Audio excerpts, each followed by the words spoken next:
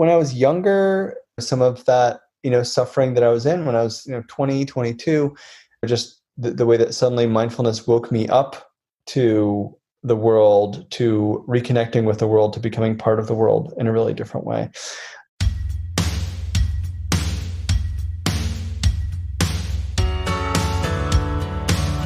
Hello, ladies and gentlemen. This is Nishant, and welcome to another episode of the Nishant Garg Show.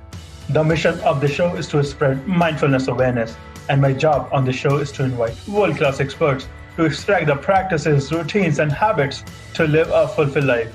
Today's guest is Dr. Willard. Chris is a psychologist and educational consultant based in Boston, specializing in mindfulness. He has been practicing meditation for 20 years and has led hundreds of workshops around the world with invitations to more than 24 countries. He currently serves on the board of directors at the Institute for Meditation and Psychotherapy and is the president of the Mindfulness in Education Network. He has presented at TEDx conferences and his thoughts have appeared in the New York Times, the Washington Post, mindful.org, and elsewhere. He is the author of Child's Mind, Growing Up Mindful, Raising Resilience, and 8 other books for parents, professionals, and children, along with 6 sets of cards and therapeutic games available in more than 10 languages. He teaches at Harvard Medical School. On the personal side, he enjoys traveling, hiking, cooking, reading and writing, and being a father. In this episode, Chris discusses his meditation practice over 20 years, mindfulness of children, raising resilience, his passion for travel, and much more. Please enjoy this wide-ranging conversation with Chris.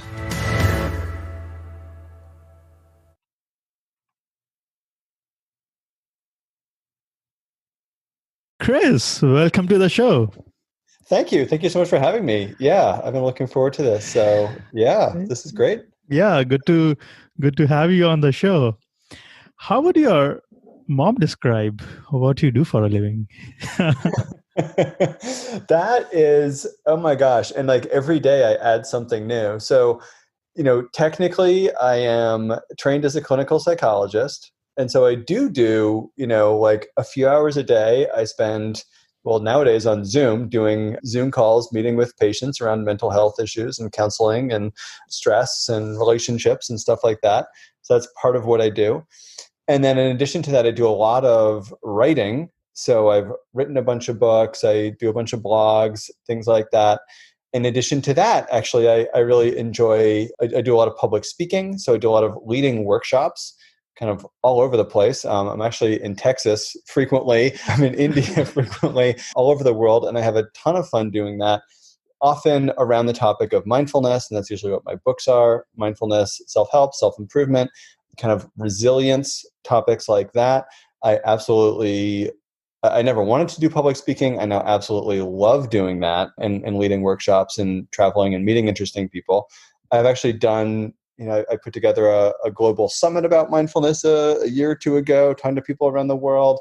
I just got asked to be an expert witness in a case, and that could be certainly interesting. I'm probably saying yes to too many different projects, but I do really a lot of different things. I do different corporate consulting, working with some really, kind of large global corporations, their HR departments or development departments. So yeah, I do a lot of different stuff, and it keeps me busy. And I'm also a dad, and yeah. So I don't even know how to describe it. Starts with psychologist and then moves on from there to consultant, author, speaker, all kinds of different things, which I feel like the luckiest person in the world career-wise. It's like, oh my gosh, I get to do all this cool stuff and I even get paid for it, which is even better. So yeah. There are so many things that we can go into details. So I would like to start with your passion. You are passionate about traveling. How did you get this passion? Oh my gosh. So when I was young, I got to do a little bit of traveling with my family and around the country, and went to Europe once or twice. And then I remember my sister was like studying abroad in Mexico, and I went to Mexico and visited her, and I was like, this is really cool. And then at some point after college, I went to Costa Rica with a friend, and we, bought tickets and just backpacked around for, 8 days or something like that. And it suddenly, like, this whole world opened up to me. It's like, you can just go somewhere and you can just travel there. Like it's amazing. And you can meet people. And if you speak the language, even better. And you see interesting things and you eat interesting food and you meet interesting people and your mind just opens up. And I was like beyond hooked on travel.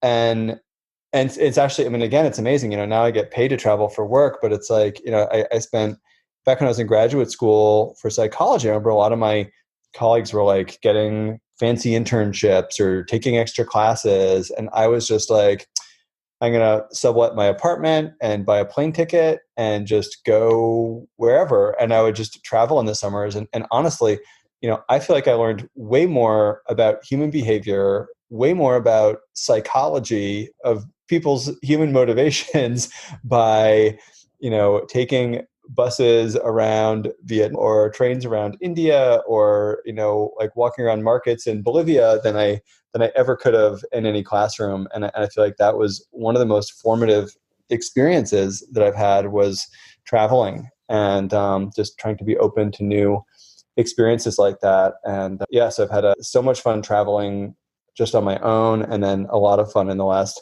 5 or 8 years traveling a lot for work too, and finding ways to translate mindfulness across cultures, across languages. And that, again, I'm like, I can't believe my life. This is crazy. So yeah. We'll come back to mindfulness in a little while.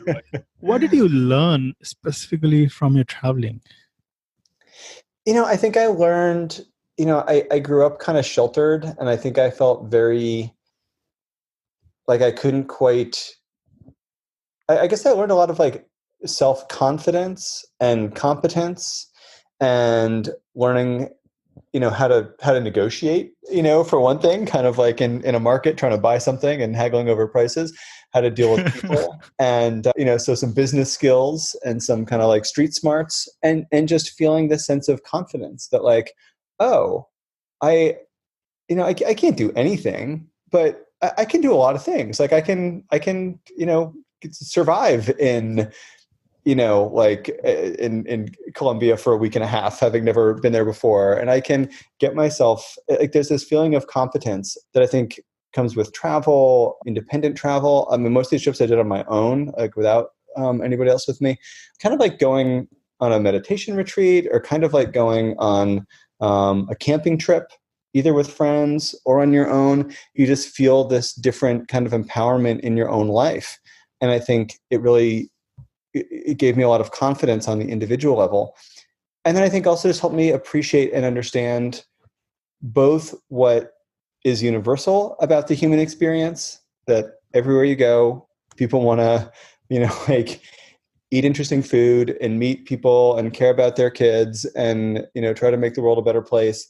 And yet everywhere we go, everywhere I've been in the world, like that looks a little bit different. The food looks different. The values or what gets emphasized in terms of like raising kids and creating safety for our families, like that may look different, or the way that we practice spirituality may look different in different places, but it's part of the entire human experience. And I think these are things that really kind of blew my mind in terms of, then the work that I do now, in terms of just understanding how human beings work in different ways. And I think that's been, really eye-opening in terms of, my work as a psychologist and as a writer. I spent all that time I was traveling, I would journal kind of like ferociously every day and would write up every single day of experiences, or maybe not every day, but every other day or so. And so I did really a lot of writing, and that stuff I've never published. It's probably just on a blog somewhere or, on my computer. But that really taught me how to write. And it just gave me confidence, I think, in talking to people, which has been important in my work, doing public speaking. And then also I think confidence with, it takes, traveling for work too, like it's like, like, sure, I'll get on a plane and fly to Rio and hopefully someone will pick me up and take me to this conference. We'll see.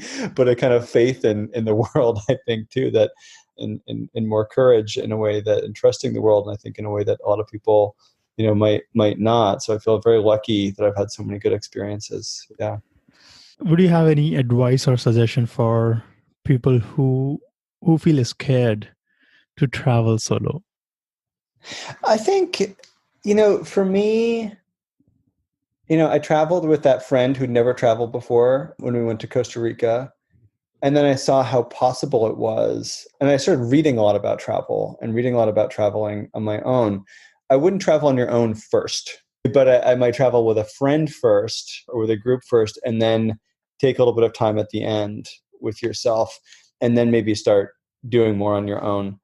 The other thing that happens is that traveling on your own is very, very rarely are you on your own that whole time. And so I'd meet people in hostels where I would have something to do. I spent a lot of time when I was younger traveling in Central America because it's an hour and a half from Miami, and it's very inexpensive. And I'd take Spanish lessons, so I sort of have something to do, because it can also be very boring to travel by yourself. And also to learn how to be comfortable being in your own head all day, which can be really uncomfortable for some of us. So those things I think are really important. And I'd say start small, like start with, a place that feels culturally familiar, where you're going to be okay with the food, these kinds of things, have goals in mind.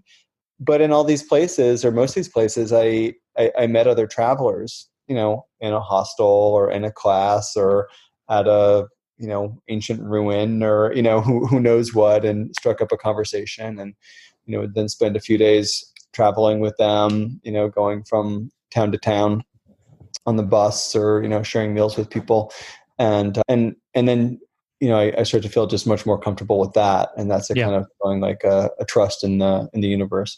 And I also am very careful. I think, a lot of people travel when they're young and party all the time. And I am like in bed by 8:30 and I don't drink or do drugs. And so I never get mugged or robbed because I'm not even out after dark particularly. So, I'm generally in fairly safe, I'm careful in that way too. Do you still go to bed by 8:30? No. And when I travel now, for work, it's oh my gosh, I was in Argentina about a year ago for work. And it's one of my favorite places in the world. I go there for work a lot. I've now got friends there. And it's they don't even, start their evening. They're like, we're going to have a party for you. I'm like, great. What time can you pick me up? It's like, I'll pick you up around midnight. I'm like, oh my gosh. Party starts then at 1 a.m., then it's they just lit the fire for the barbecue. It's 3 a.m. finally sit down to eat. I'm falling asleep in the, in the giant steak that they're giving me. It's just but so now I stay up later when I'm there for work. But yeah. What time do you go to bed now? Nowadays, probably around 11. Yeah. Kids go to bed around 8, and then chat with my wife a little bit, and then do some reading and go to bed. Yeah.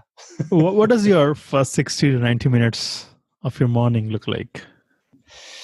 Well, it's different since I had kids. I've got a 6-year-old now and a 2-year-old now. And, so before I had kids, it was get up, meditate, go get some exercise, slowly drink my coffee for a few hours, maybe do some writing, take a walk, take a bike ride, and then start work. These days, the first 60, 90 minutes are kids jump on me, stumble downstairs, make myself a quadruple shot of espresso, try to drink that, try to keep the kids entertained, take them to school or whatever, and then maybe get a little bit of time to myself. But yeah. Which brand of espresso do you prefer? So it's very funny. A friend of mine gave me this extremely nice espresso machine for our wedding gift. And we went through all these different brands of espresso trying to find our favorite one. And I feel a little bit embarrassed being what we really like is the Allegro Espresso Sierra that you just buy at Whole Foods. I've tried Blue Bottle, I've tried La Colombe, all these very fancy brands, and they're all too, I guess the term is bright technically, but I think of them as too acidic, basically, too sour, fruity for me. I like this kind of, not very fancy, $10.99 a pound. Yeah.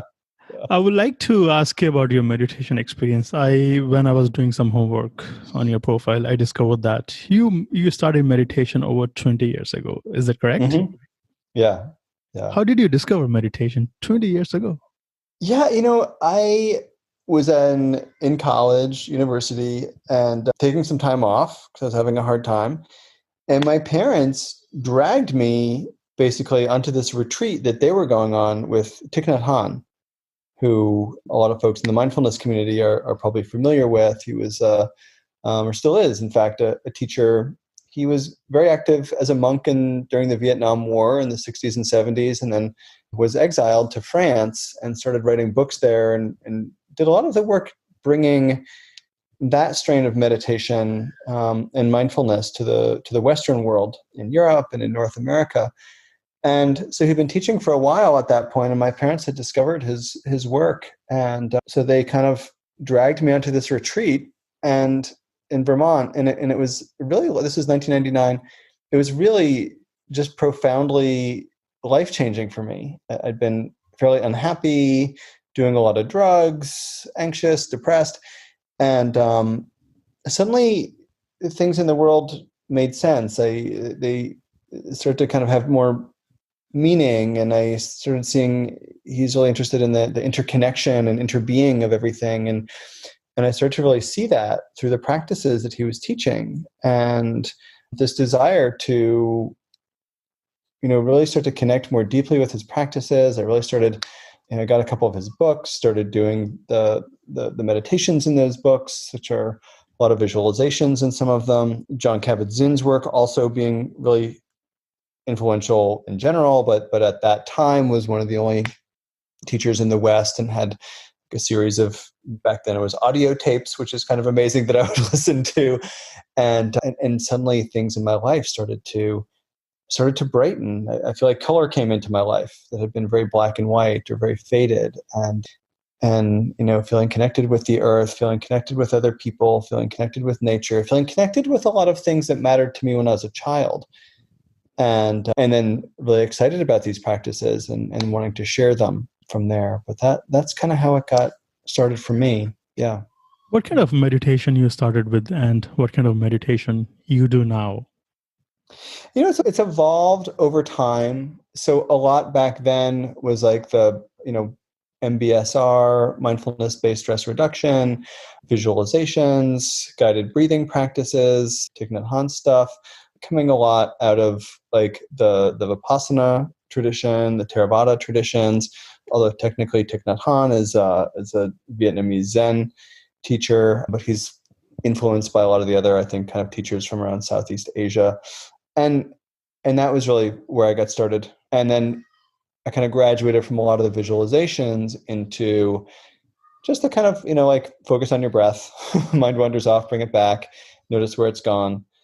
And then more recently, I'd say probably in the last, 5 or 10 years, more of an interest in compassion practices, self-compassion practices, kind of some of that work coming out of like Chris Germer and Kristen Neff. Chris has been a real mentor of mine over the years. And and then more recently, I think because I have been working with kids and with my own kids, back into visualization, kind of guided imagery kinds of stuff again. So, kind of visualizing oneself as a mountain and kind of cultivating those characteristics of stillness and steadiness and confidence, or that kind of thing. So it keeps evolving over time. Yeah. So in terms of visualization, should we visualize our outcome or should we visualize hurdles, obstacles? What's the right practice to visualize? I think there are so many wonderful practices out there. And for me, the visualization it works really well as a metaphor for cultivating whatever it is that I'm trying to cultivate in that particular moment. And in the work that I do, teaching meditations, teaching visualizations, teaching mindfulness, I really try to match it to the person. So some people are really ready just to I'm just going to grind away and focus on my breath. And other people really want to notice where their mind is going and get to know their mind better through a more insight-oriented mindfulness kind of practice. Why I like visualizations at the beginning, and I think why I like them now, is they're really easy if your attention span isn't great. So that my attention span recently has been really bad during the pandemic and having kids who you can probably hear screaming in the background. So visualization really, I find, really helps steady me. So yeah. Do you prefer a specific meditation posture? I generally just kind of comfortable, upright, kind of tripod posture. Tripod. Like knees and butt being the three legs of the tripod. And that, has been, for me, I think, particularly like that's often the posture that when I'm sitting for like a kind of chunk of time, 10 minutes, 20 minutes, that's what I try to adopt. But oftentimes I just find myself like these days just sitting in my chair at work, or just sitting in bed because I'm a little bit too tired to go and get into the whole posture. But that's more in the last couple months than when I'm a bit more in regular practice in the regular world. I try to have a bit more of a formal posture like that. Yeah. How do you manage your meditative practice during travel time? We know that nobody's traveling these days, but when you travel in the past or when you are going to travel in the future, how do you keep up with your meditation practice? In different ways. I mean, and sometimes I really don't at all. A few things that I like to do are to try to meditate on airplanes, which is a really interesting practice. I do a lot of travel for work, and I started doing this thing many years ago where it's about 20 minutes from when they say, put your seatbelt back on and, we're going to start our descent. And it's, a good amount of time to meditate. And so I started then just like, okay, now is when I start meditating on the airplane. And then noticing the different bumps, the different sounds, the kind of wondering where I am, knowing that I can probably see something out the window is just fun to watch my brain do that. And then the landing actually is very interesting if you're someone that struggles with impatience, which I do. You probably notice if you're on an airplane, it lands and you pull up to the gate and everyone suddenly stands up and like tilts their head sideways and is desperately trying to get out. And it's really interesting practice to try to not do that. If you're not in a rush, to try to just sit in your seat and try to be the last one off the airplane. It's really hard. Like every fiber of your being is like, get me off this airplane. Oh my gosh, I want to get in line, but you're not going to get off. Like what if you're if you wait your turn even, like just till your seat starts to clear, your row starts to clear, like, you're getting off at the same time, but there's all this energy that goes into like, I'm going to stand here and do nothing, even though you don't need to. So it's kind of a funny way to play with our own emotional experience and our own desires and urges and impatience, and just notice what that feels like in your body. I'd just recommend it as a kind of fun, playful way to explore your own experience. And in your book, Raising Resilience, there are 10 principles of raising resilience, and there is one of the practice called patience. Mm-hmm. Since you're talking about patience, is there any other way to cultivate more of patience? Because we all need a lot of patience. I mean, I think there's a lot. I mean, I do think in the world today, patience to me is like a muscle, and it gets bigger the more we practice it. And, I think about growing up, and I was forced to learn patience. Like if I wanted to watch my TV show at 6:00, I had to wait around till 6:00. Like, nowadays, if my son wants to watch his TV show after dinner, it's like, okay, dinner's over, press play, there you go. And so kids don't have to learn patience, or we adults don't have to learn patience. We can watch our show when we want to. We can do things. We get instant gratification right in the palm of our hand, with getting our emails or getting whatever it is, or reading the news, not having to wait till the morning to go buy the newspaper. And so to me, patience really operates like a muscle, and we can find ways to try to cultivate it in ourselves a little bit better. I think like by deliberately waiting, by deliberately not picking up our phone every time we're a little bit bored. In fact, by deliberately not even bringing our phone with us certain places. These kinds of things I think are really helpful to strengthening that muscle of patience that I think we could all really probably use a little bit more of these days. So can meditation help in patience? And I'm a big believer that meditation like absolutely can. Yeah. I mean, in fact, that's a lot of what it's teaching is, can I, just watch my thoughts? This is boring. Can I learn how to tolerate this boredom? And it is boring. Meditation can be really, really boring, just how it is. Yeah, meditation is very helpful to develop this patience practice. And I would like to ask you about your TED Talk. In your TED Talk, you spoke about growing up stressed or growing up mindful. What was your childhood like? Stress or mindful? Let's say from the age 10 to 15, what was your childhood like?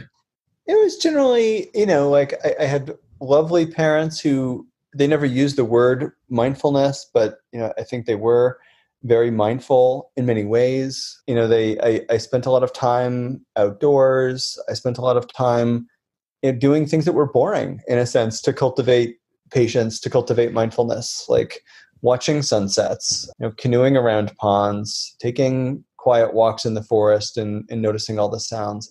All of these things, I think, were, in a sense, kind of planting those seeds of the mindfulness practice that came in a more formal way, more in my early 20s. And so, that these are, my childhood in general was not super stressful. My adolescence was. I went to a pretty rigorous, high-pressure high school, and things were stressful there. But when I was younger, it was, not super stressful for me. Yeah. Yeah. That's good. So in your TED Talk, so let's talk about your TED Talk. Could you give us some highlights of that TED Talk to our listeners? Yeah, I mean, and I have a few. I have two different ones. The one about mindfulness really, to me, tries to cover like the science of mindfulness. Some of the research on why stress has created so many challenges, especially in our young people.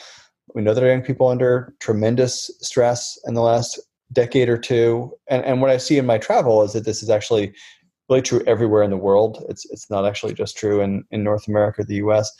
And that's been creating a lot of mental health issues. We see these record rates of depression, anxiety, addiction, school avoidance, things like that. And so, and that was a little bit of, my story into adolescence and beyond. And so then the TED Talk kind of goes into from there, what's the solution? And to me, then I really present mindfulness after talking about some of the ways that stress really keeps our brain from working at its best. The right amount of stress is really helpful, without a doubt, can motivate us to do things, but we have too much stress and suddenly our brains stop working. We're unable to focus effectively. We actually, our perception begins to change when we're under stress. We see different shades of colors. We hear things at different frequencies. Our body in fight or flight mode says to crave different kinds of foods. We generally interpret most of the stimulus that we're getting as some kind of danger rather than seeing it clearly. So we tend to be even more negative than we might be. And then we react accordingly. If everything looks dangerous, then we act that way. And that's often not safe for us and not safe for the people around us. So that these are a few ways that stress really impacts us. And then where mindfulness turns off that stress response. Actually, when we start to practice and even just change our breath rate, right, blood starts to flow out of the limbic system in the brain, starts to flow into the prefrontal cortex where we think things through and see clearly and make good decisions and manage our impulses. It flows into the insular cortex where we take other people's perspective and we process our emotions more effectively. And so it actually really changes our whole way of being and doesn't mean that we are not stressed. It means that we're actually then more able to handle the stress better than when we're in this more kind of toxic fight or flight, toxic stress mode. That's about, yeah. Yeah, and you mentioned different breathing exercises in your book, the breathing book. Could you walk us through some of the breathing exercises? Yeah, I think, just learning, and I'm actually reading a fun book about this. I'm blanking on the author's name. But the way that as we regulate our breath, what actually happens is we regulate our breath, we're also regulating our body and our physiology, and that in turn is regulating our brain. And so by regulating our breath, we're actually regulating our impulses, our emotions, and our attention in a really different way. And we're regulating our entire nervous system in our body, so it's working more effectively. And our brains and our bodies are more synchronized. And so where we want to be with our breath, what the research shows, or what I learned from Kelly McGonigal, who's a wonderful teacher at Stanford, we want to slow our breath down to somewhere between 4 and 6 breaths in a minute, which is really not very many, right? I mean, what is that? Yeah. A breath every 10 or 15 seconds. the other thing we want to do is we want to extend that exhale out a little bit longer. And that's what starts to calm the nervous system down. So it can be as simple as just counting our breath in a different way. Like I can remember where, the 7-Eleven breath. Breathing in 2, 3, 4, 5, 6, 7. And breathing out 2, 3, 4, 5, 6, 7, 8, 9, 10, 11. And just trying this yourself. Breathing in up to 7. Back out to 11.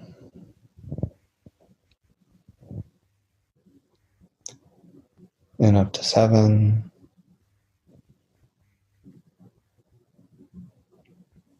Back out to 11.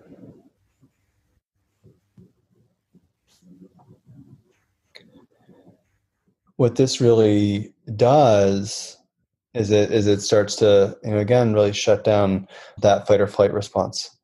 And so we're able to then, and actually the blood is really flowing then to different parts of the brain and the body. You're able to see more clearly, think more clearly, right, through all of this. And so the principle is to increase our exhale time. And I have heard of 3-7-8, 4-7-8. There are different practices. Yeah, same thing. Triangle breath. Yeah, just like a variation on that, basically. Right. Absolutely. Yeah. Yep. When you go for your public speaking gigs, do you have any specific practice that you do right before you go onto the stage?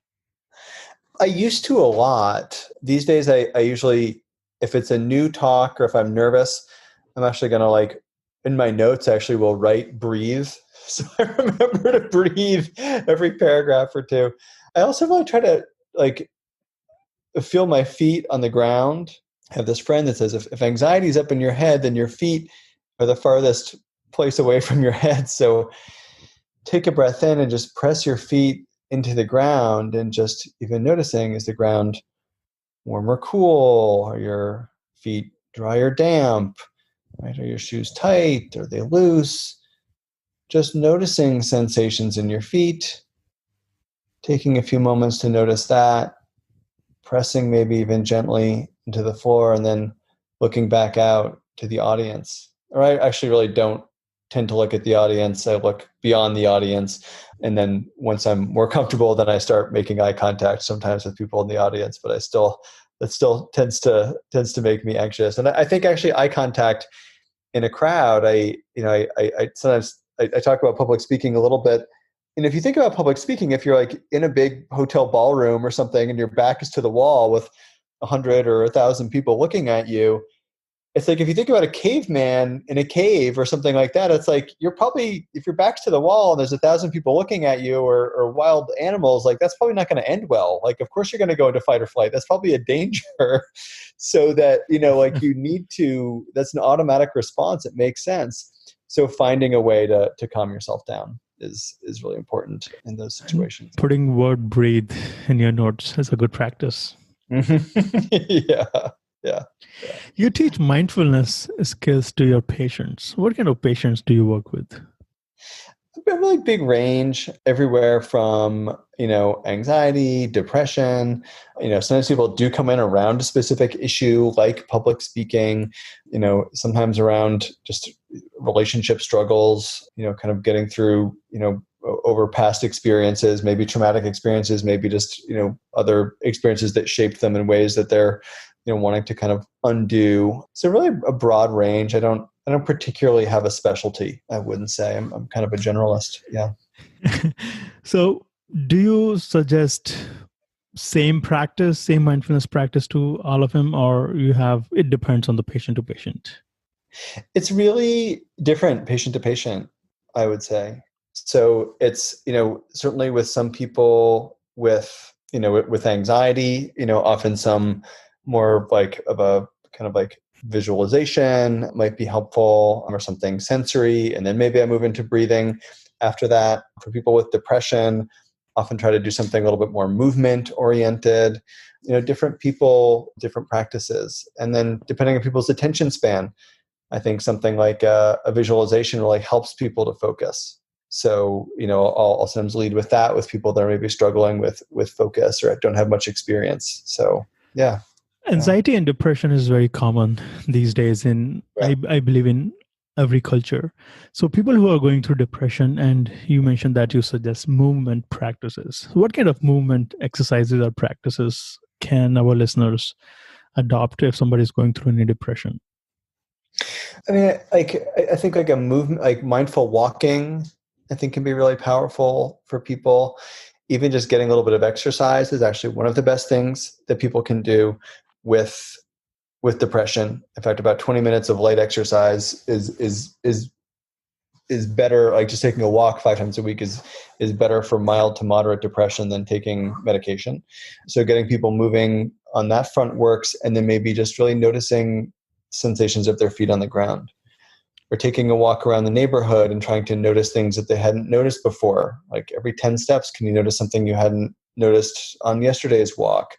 Depression really, it makes our world smaller. It shortens our perception. So it's trying to expand people's perception. There is, take a walk, notice 10 beautiful things on your walk, whether it's the chirping of the birds, the smell of the trees, the beauty of the flowers, 2 people being kind to each other, whatever it might be, that then starts to help people's open up their range of perception, which really gets shut down when they're depressed and becomes reinforcing of only seeing the negative in the world. So by deliberately asking people to do that in a kind of mindful way, that can be really helpful and powerful for some folks.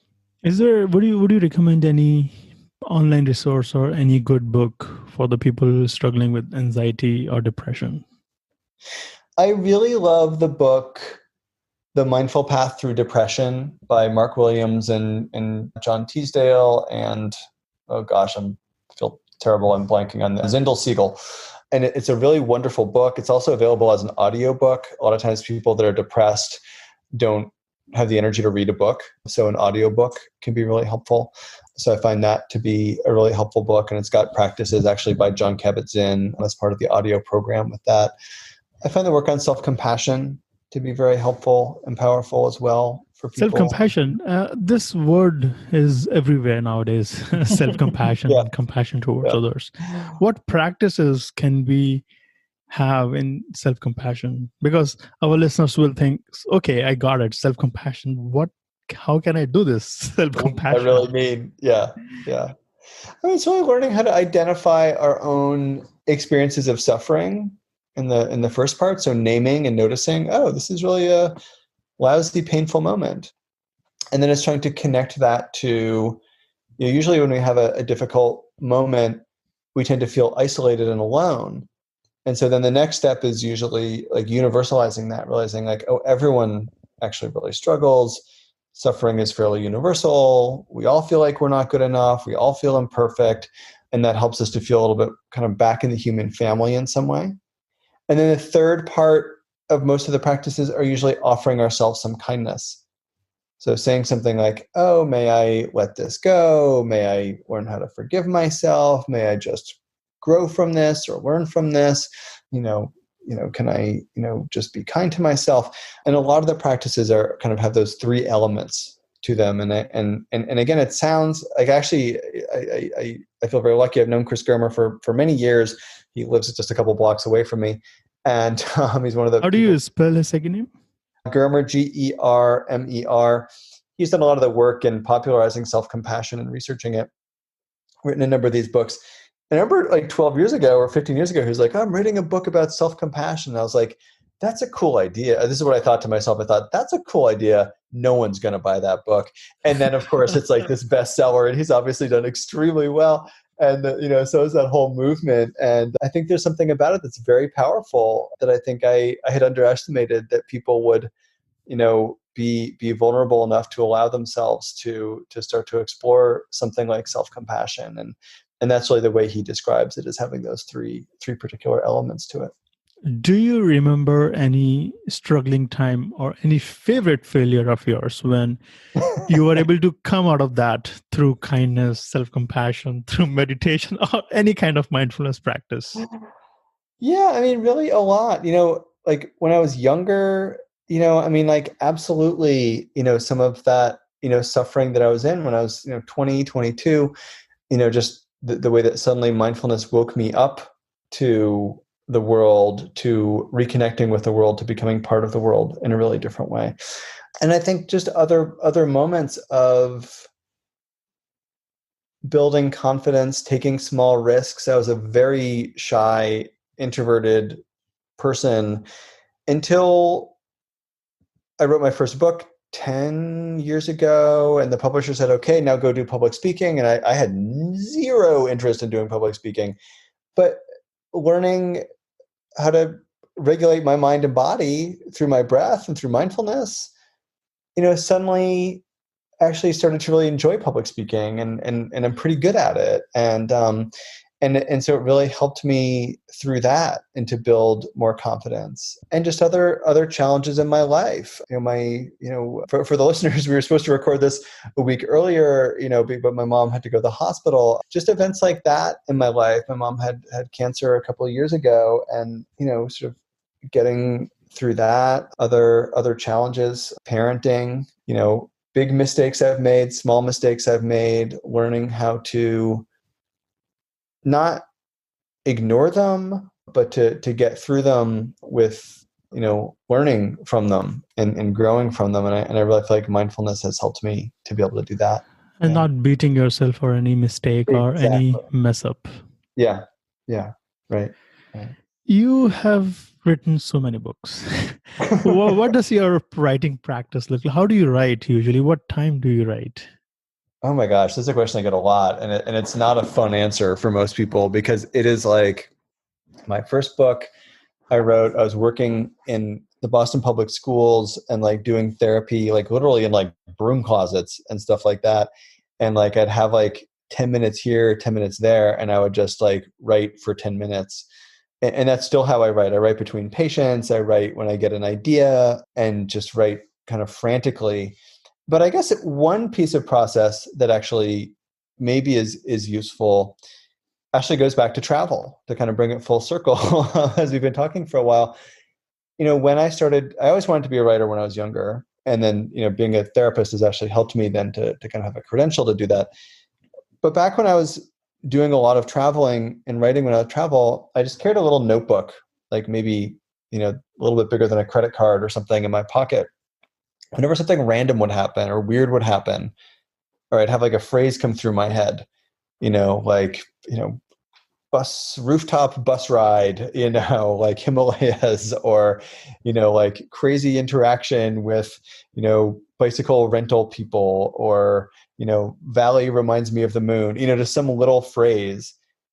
And then at the end of the day, I'd have maybe 5, maybe 30, like kind of like random disjointed ideas, 2 words to 10 words. And those would all just kind of unfold in my writing, and it would turn into prose that night. And that's still how I write now. I'm working on a book that's got started during the pandemic, and thinking about how do we grow stronger through these things. So it's about resilience, and it's about post-traumatic growth. And so I just sort of, observing my own life and observing these interactions and thinking, and I have a little notebook with me, and I think, I'm trying to think of like a recent example, but, noticing, I kind of just gave it a few minutes ago, like noticing different smells in the air at different times of day while I'm taking a walk around the neighborhood, just writing down like smells. And then I go back and that becomes a paragraph in the book. Or conversation with my wife about history. My wife happens to be a historian of medicine, so she knows a lot about the history of plagues and pandemics around the world. And then it's like, that actually became 3 paragraphs of the introduction to the book. And so it starts with just like noticing something, writing it down, and then usually that expands kind of into something larger, kind of like it's rehydrating with these other words, this concentrated idea, then turns into something. If I understand correctly, you use pen and paper to write, not computer. In my notebook, I use pen and paper, and then I start typing things up later. Yeah. So you get all those ideas on a notebook, and then you elaborate on that idea on your computer. Yeah. Yeah. So you do use Word doc? What kind of software do you use for it? I go back and forth. I use For a while, I was using Scrivener, which is actually a really great program if you're a screenwriter. It's a great program if you're writing a dissertation or something with a lot of chapters in it. How do you spell that? Scrivener, Scrivener.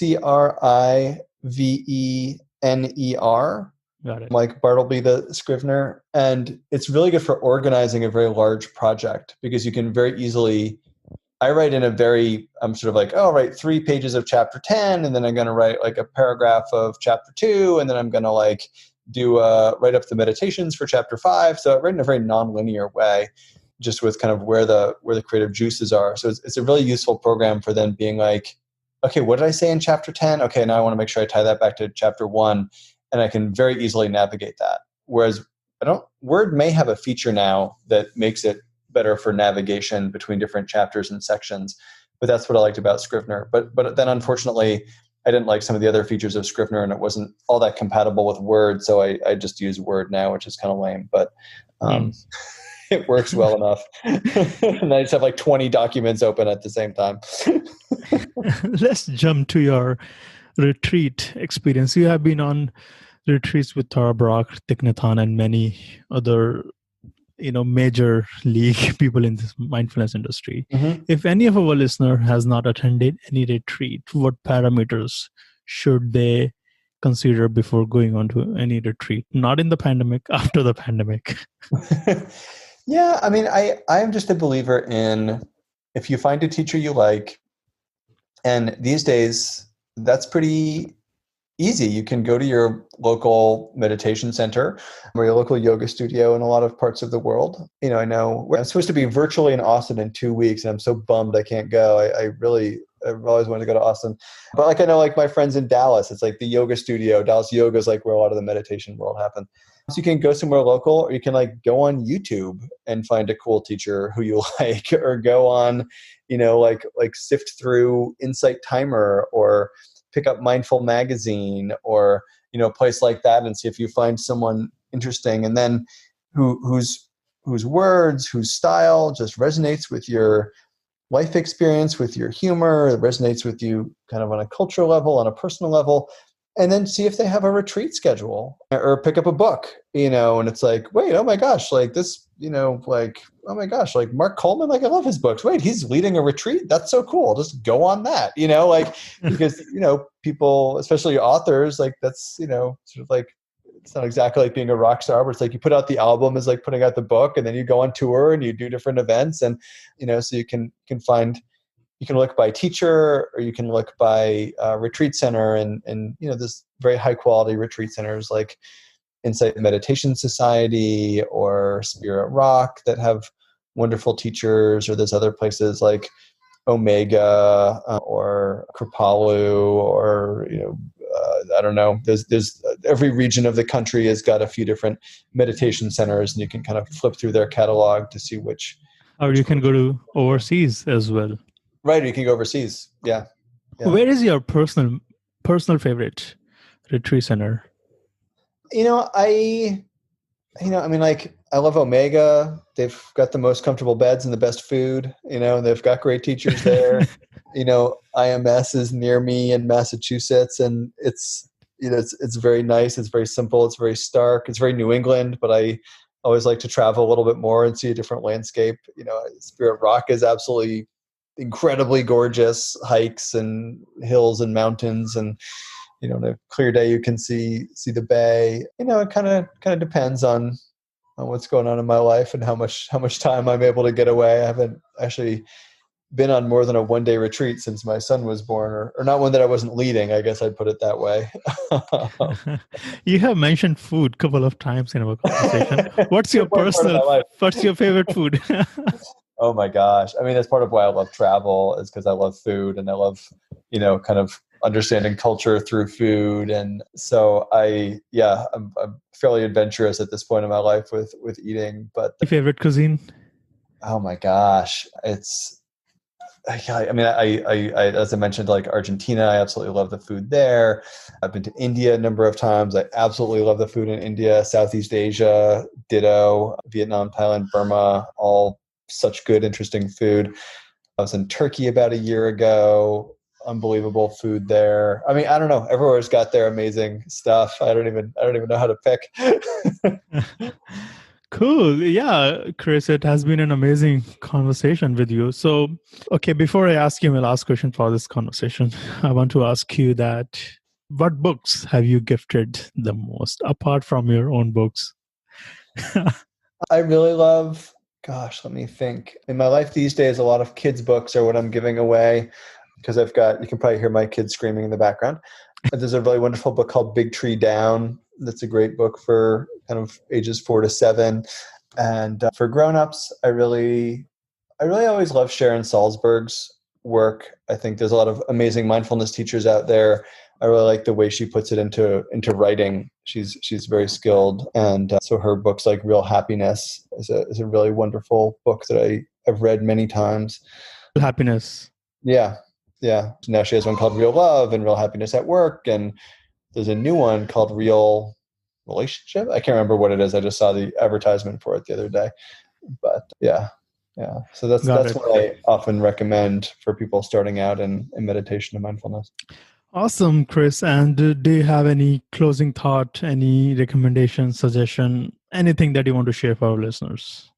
I just want to thank you for having me. If people are interested in my work, especially talking with an editor today who was like, you need to stop doing so many things and narrow your focus.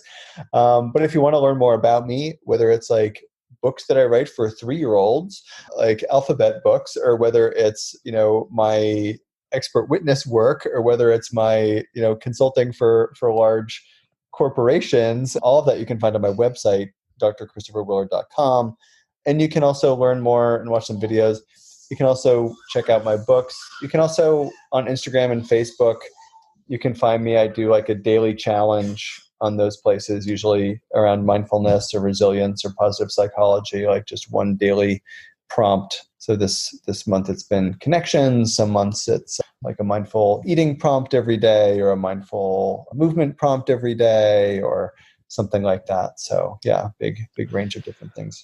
Wonderful. Thank you so much, Chris. Thank you so much. It was wonderful talking to you.